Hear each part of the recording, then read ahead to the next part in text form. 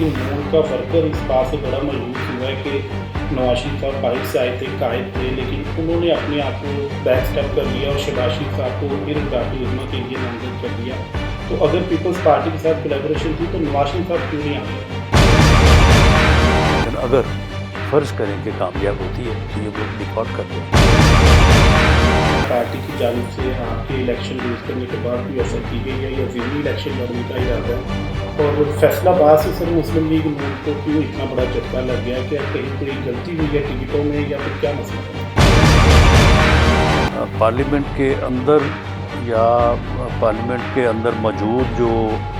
क़ुव्वतें हैं वो सिर्फ वही मैटर नहीं करती, उसमें कुछ चीज़ें और भी जो है वो मैटर करती हैं, कुछ और क़ुव्वतें भी मैटर करती हैं। इन तीन में से दो का मिलना जो है ये ज़रूरी है, इसके बगैर गवर्नमेंट बन नहीं सकती, तो ये फिर मजबूरी तो है। बिस्मिल्लाहिर्रहमानिर्रहीम। नाज़रीन अस्सलाम वालेकुम, मैं हूं औरंगज़ेब मलिक और आप देख रहे हैं मुझे मेरे डिजिटल मीडिया प्लेटफॉर्म पे। नाज़रीन, आज हमने मुस्लिम लीग नून पंजाब के सदर राना सनाउल्लाह साहब से खुसूसी जो है वो वक्त लिया है, क्योंकि इलेक्शन तो वो अपना NSO से हार चुके हैं। इसकी भी उनसे वजह पूछेंगे और साथ साथ जो अभी सिनेरियो बन रहा है, PDM 2 बन रही है, उसके ऊपर भी जो है वो सवालात करेंगे और ये हुकूमत चलेगी कितनी देर। साथ साथ मरीम नवाज़ साहबा जो वज़ीर आला पंजाब बन चुकी हैं, उनके ऊपर भी सवाल करेंगे और सबसे अहम ये कि नवाज शरीफ के हवाले से पूछेंगे कि मियाँ नवाज शरीफ तो बाहर से आए थे, उनको इतना प्रोटोकॉल दिया गया, उनको जो है वो बड़े जलसे में उनका इस्तकबाल किया गया, तो वो खुद अभी जो चाहे मेजॉरिटी आ गया पीपल्स पार्टी के साथ मिलके हुकूमत बन रही है, तो मियाँ नवाज शरीफ साहब को वजारत उज़्मा की सीट क्यों नहीं दी गई। तो ये सारे सवाल जो है वो राना सनाउल्लाह साहब से करेंगे और अभी उनका आगे सियासी मुस्तकबिल क्या है, क्या वो ज़िमनी इलेक्शन लड़ने जा रहे हैं या उनको पार्टी जो है कोई और ओहदा जो है वो ऑफ़र कर रही है। तो ये सारे सवालात राना सनाउल्लाह से करेंगे। अलबत्ता वीडियो देखने से पहले हमारे चैनल को सब्सक्राइब करें, साथ साथ बेल आइकन के बटन को भी दबाएं। तो चलते हैं राना सनाउल्लाह से बात करते हैं। जी राना साहब, बहुत बहुत शुक्रिया आपका हमने टाइम दिया GNN स्पेशल के लिए। अच्छा सर, ये बताइएगा कि इलेक्शन तो हो चुका है और उसके बाद अभी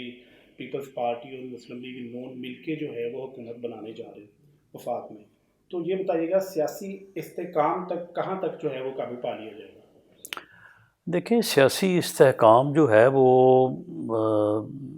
पार्लियामेंट को तो इस वक्त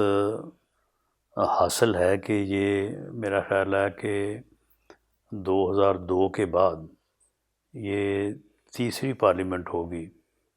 कि जिसने अपनी चौथी 2 से 7, फिर 7 से 13, 13 से 18 और 18 से 24, तो ये इन 4 के बाद 5वीं पार्लियामेंट होगी जो अपनी मुद्दत पूरी करेगी। क्योंकि इससे पहले 2002 में जो इलेक्शन हुआ, उसके बाद 2007 में हुआ, उसके बाद 2013 में हुआ और उसके बाद चौथा इलेक्शन जो है 2018 में हुआ, तो तमाम पार्लियामेंट्स ने अपनी मुद्दत जो है वो पूरी की। तो ये एक प्रेसिडेंट, ये एक रवायत जो है वो काफ़ी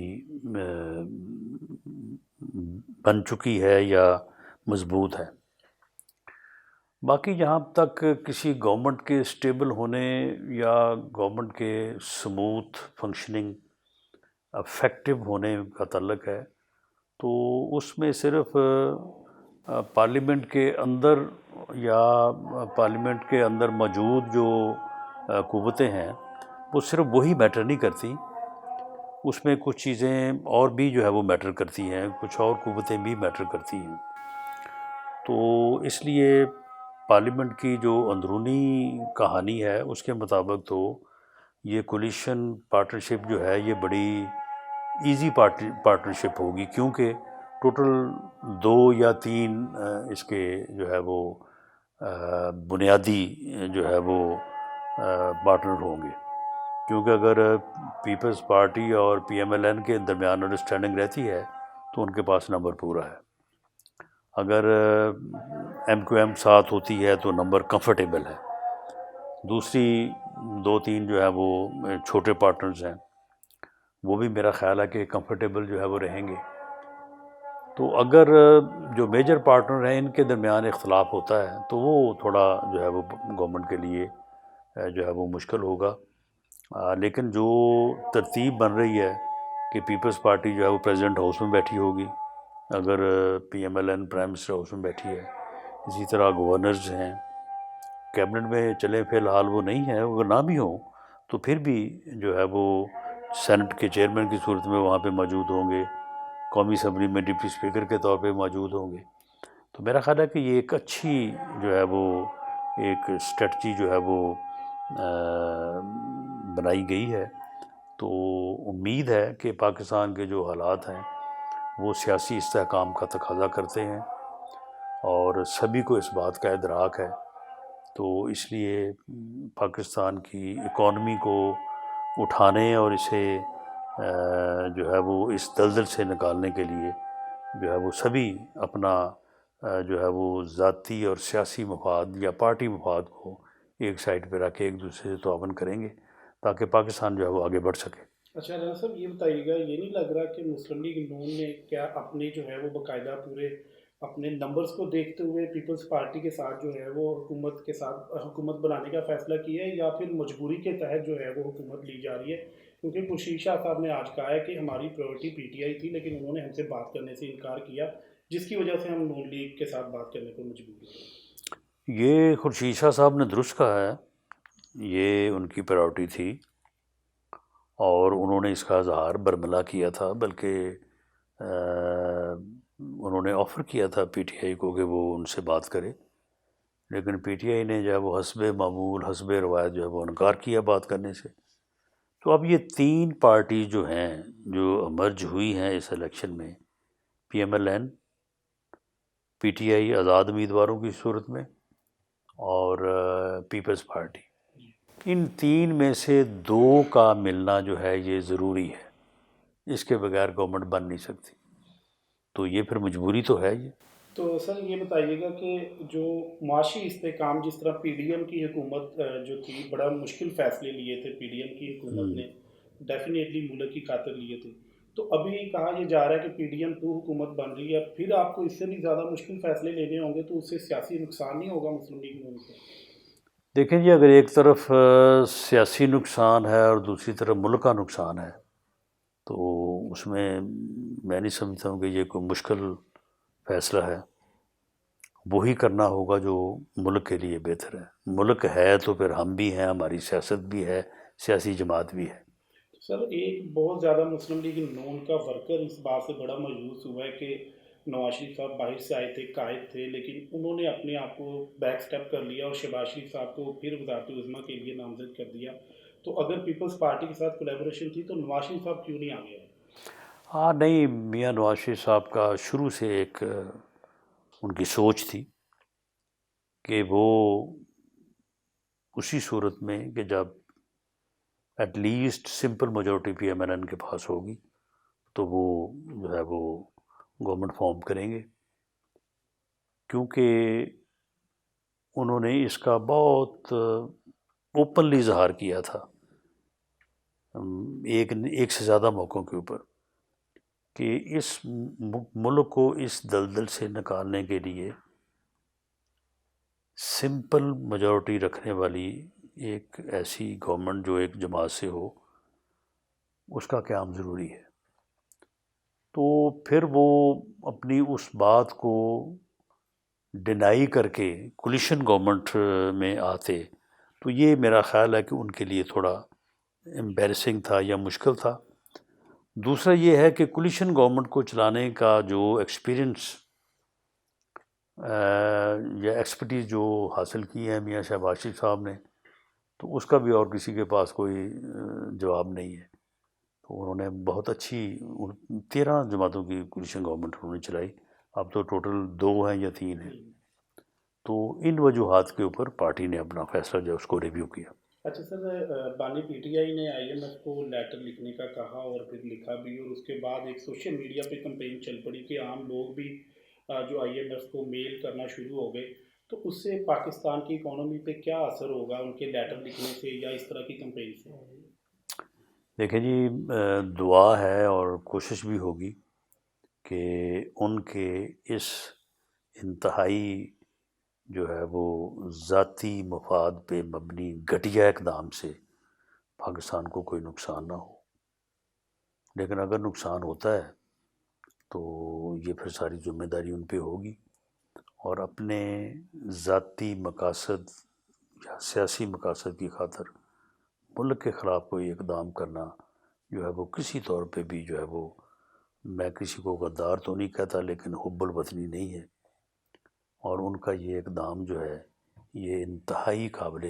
مذمت ہے، اور اللہ کرے کہ ان کی یہ جو ہے وہ گھٹیا کوشش جو ہے وہ ناکام ہوگی، لیکن اگر فرض کریں کہ کامیاب ہوتی ہے تو یہ ملک ڈیفالٹ کر جائے گا۔ ٹھیک ہے، اچھا سر یہ بتائیے گا کہ مسلم لیگ نون پنجاب میں واضح اکثریت سے جو ہے وہ اقتدار میں آ چکی ہے، اسپیکر آپ کے منتخب ہو چکے ہیں، تو کیا جو سیاسی قیدی ہیں ان کے لیے بھی کوئی ریلیف ہوگا یا پھر وہی پالیسی ہوگی جیسے پہلے نگران حکومت کی پالیسی چل رہی نہیں، تھی؟ سیاسی قیدی ہونا ہی کوئی نہیں چاہیے، بالکل ہمارا تو یہ بالکل موقف ہے کہ وہ ڈیموکریٹک گورنمنٹ جس کے حکومت میں سیاسی قیدی ہوں تو یہ اس کے لیے بہت بڑی جو ہے وہ ایک چیلنج ہے، سیاسی قیدی نہیں ہونا چاہیے۔ مریم نواز صاحبہ کی پرفارمنس کیسے دیکھ رہے ہیں؟ وہ پہلی بار وزیر وزارت اعلیٰ کے منصب پہ آ رہی ہیں۔ دیکھیں یہ ایک تاریخ رقم ہوئی ہے کہ پہلی مرتبہ پنجاب کی ایک بیٹی نے جو ہے وہ، بلکہ اگر دونوں طرف کے پنجاب کی بات کی جائے تو میرا خیال شاید یہ بھی درست ہوگی کہ پہلی مرتبہ جو ہے وہ پنجاب کی ایک بیٹی جو ہے وہ اس نے یہ ذمہ داری جو ہے یہ سنبھالی ہے، تو اس لحاظ سے یہ ایک تاریخی واقعہ کے طور پہ جو ہے اسے یاد رکھا جائے گا، اور ہمیں امید بھی ہے اور ہم اس کے لیے پوری کوشش بھی کریں گے، پارٹی اور پارٹی میں موجود ہر فرد جو ہے وہ اس بارے میں پوری طرح سے پورے خلوص کے ساتھ جو ہے وہ کوشش کرے گا کہ وہ کامیاب ہوں، اور پی ایم ایل این جو اسے پنجاب میں تھوڑا جو ہے وہ ایک ڈیمیج ہوا ہے تو اس کو بھی ریکور کیا جائے،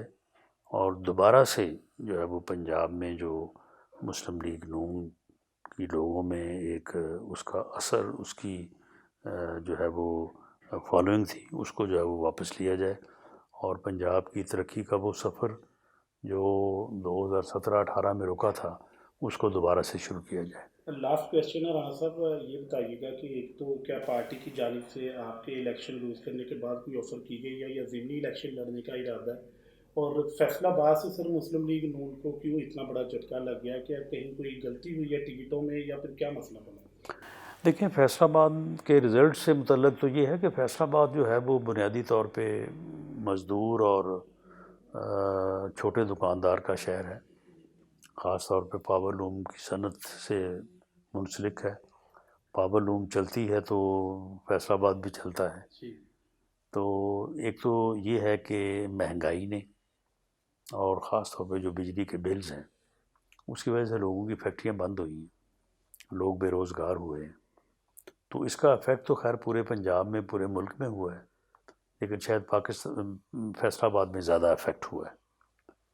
اور وہ پھر اس طرح سے ریفلیکٹ بھی ہوا ہے، جی، تو ایک تو یہ وجہ ہے، لیکن اس کے باوجود بھی لوگوں نے بڑا ووٹ دیا ہے۔ جی، جی، اب اگر میرے حلقے کی بات کی جائے تو میں 1,06,000 ووٹ لے کے 5 سال ایم این اے رہا ہوں، جی، اب میں نے 1,13,000 ووٹ لیے ہے، فیصلہ تو وہی 10-15,000 کے ووٹ کا ہی ہے نا، جی، جی، تو ان لوگوں نے جنہوں نے ہمیں ووٹ دیا ان کی بھی تو ایک رائے ہے، وہ بھی تو فیصل آباد کے شہری ہیں، تو جہاں تک آپ کے سوال کے دوسرے حصے کا تعلق ہے کہ آپ نے پوچھا ہے کہ ضمنی الیکشن، ضمنی الیکشن یا میرے متعلق تو دیکھیں میری ایک سیاسی ورکر کے طور پہ تو یہ سوچ ہے اور میں نے پارٹی کو اس سے آگاہ کیا ہے کہ ضمنی الیکشن جہاں پہ کہیں بھی ہے وہاں کے لوگوں کا حق ہے، ہم نے اپنا رائٹ جو ہے وہ ایکسرسائز کر لیا ہے، تو کوئی ضروری نہیں ہے کہ آدمی جو ہے وہ ادروائز کوئی اور ذمہ داری جو ہے وہ نہیں نبھا سکتا، ہاں لیکن بہرحال پارٹی اس بارے میں جو فیصلہ کرے، کیونکہ پارٹی ملک بھی اس وقت مشکل میں ہے اور پی ایم ایل این بھی اس وقت جو ہے وہ اپنے مشکل حالات سے جو ہے وہ گزر رہی ہے، اسے دوبارہ سے جو ہے وہ اپنے آپ کو لوگوں کے ساتھ افیکٹولی جو ہے وہ जोड़ने और आगे बढ़ने का जो है वो चैलेंज है। तो इस मरहले पे मैं कोई ऐसा ही कोई राह फरार वाली बात नहीं है या पीछे हटने वाली बात नहीं है। पार्टी क़यादत जो फ़ैसला करेगी तो उसके ऊपर जो है वो मैं खड़ा होऊँगा, अमल करूँगा, लेकिन मेरी एक अपनी सोच ये है। जी राणा साहब, बहुत बहुत शुक्रिया आपका। जी नाज़रीन, राना सनाउल्लाह साहब की एक खसूसी गुफ्तगू आपने सुनी, खसूसी इंटरव्यू उनका सुना और उन्होंने अपने ख़यालात का इज़हार किया है। इलेक्शन के बाद की जो सूरत हाल बनी है उसके ऊपर उन्होंने तफसीली जो है वो गुफ्तगू की है। और नाज़रीन, अगर आपको हमारी ये वीडियो पसंद आई है तो इस पे ज़रूर कमेंट कीजिएगा, साथ साथ बेल आइकन के बटन को भी दबाइएगा और अपना फ़ीडबैक देना हमें जो है वो बिल्कुल मत भूलिएगा। अभी तक अपने मेज़बान औरंगज़ेब मलिक को इजाज़त दें। अल्लाह हाफ़िज़।